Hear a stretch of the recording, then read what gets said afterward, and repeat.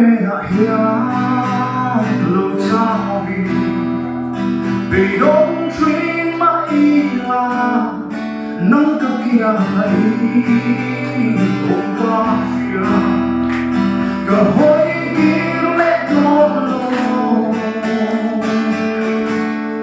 thế có vẻ là hiểu lâu cho vì đông truy mãi là nắng cực kia ấy hôm qua kia cơ hội kia lẽ một lâu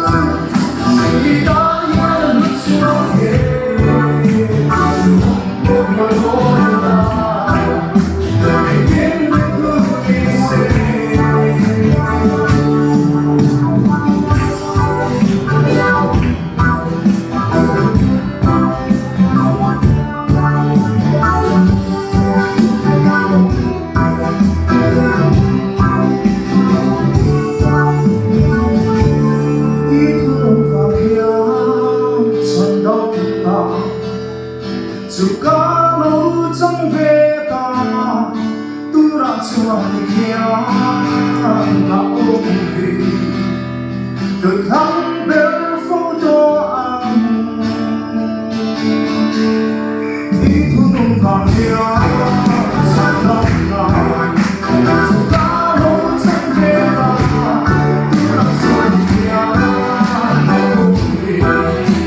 cực thắng đến phố to ăn